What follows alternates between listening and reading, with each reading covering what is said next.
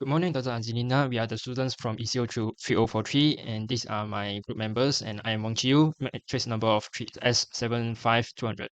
And economic growth is one of the most crucial elements that reflects the condition of the nation development and also the strength of the nation. Therefore, in our studies, we will focus on four aspects, which is the economic growth in 2019 to 2024, components that measure economic growth, parties that drive Malaysia economy, and also the factors that cause the fluctuation of economic growth. For my part of the job is that the component of economic growth. So we can see that the amount of consumption increased from 853 millions to 1,000 millions in 2024. And also the planned investment is decreasing from 411 million to 352 millions. Also, but the government expenditure is increasing from 172 million to 216 million in 2024. And last, the net export of Malaysia is decreasing also from 100 millions to 70 millions. So this is the graph that shows the flow of the components of economic growth in Malaysia. Basically, the consumption is increasing rapidly, but however, the other three factors or components in economic growth is facing a decline. For the previous question one, we have put the economic growth of Malaysia in 2019 to 2024. Economic growth refers to the increase in the size of a country's economy over a period of time. And the size of an economy is usually measured by the total number of goods and services in the economy, which is known as the gross domestic product (GDP). It represents the market value of all final goods and services produced in a country in a given period. Additionally, GDP estimate reflects the direct figure by the Malaysian economy and can be broken down by economic sectors and expenditure categories. According to the Ministry of Economic Department of Statistics Malaysia (USM), it shows that the GDP from the year 2019 to 2024. Based on the graph, it shows that the GDP in 2019 is 4.1% and the GDP declines to negative 5.5% in 2020. It's because the containment measure to deal with the COVID-19 pandemic had limited the economic activity in 2020.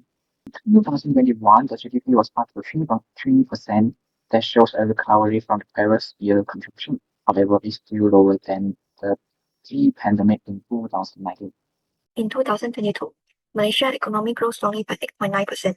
The growth was mainly driven by the service and manufacturing sectors, which made up 82.4% of the total GDP. In 2023, Malaysia GDP slowed down because of challenging external environment, like rising geopolitical tension and tighter monetary policies. In 2024, Malaysia GDP rising again because of strong domestic demand, boosted by higher household spending, a healthy labour market, supportive policy, and solid finances.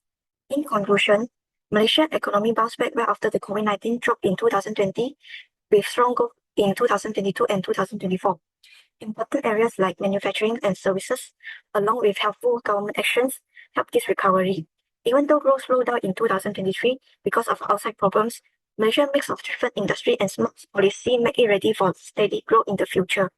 So now we will look into 3.3, which is who drives the Malaysian economical growth from 2019 to 2024. First one we will see is government, where they created stimulus packages like Prihatin, Penjana, and Permai, and they also launched My Digital, which is a digital transformation platform for e-commerce and companies like fintech. And they also created infrastructure projects like ECRL, Pan Borneo Highway, and MRT. The second person who played a key role in the economical growth is private sectors. They basically created job opportunities and investment opportunities, and also played a major role in global semiconductor and automotive industries. Third person who played a major role is the FDI.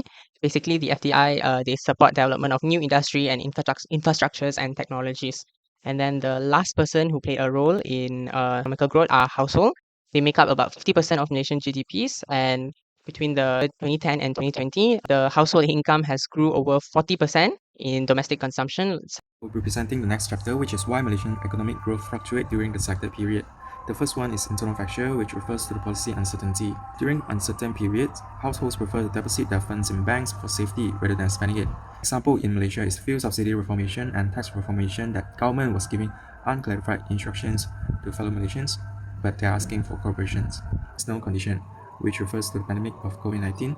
During second quarter of 2020, which is when MCO and CMCO introduced in Malaysia, our GDP has decreased around 16%, but when the situation is better in the third quarter of 2020, the real GDP growth increased at 21%. And afterwards, the growth is more stable as the situation of the pandemic is well controlled by the government.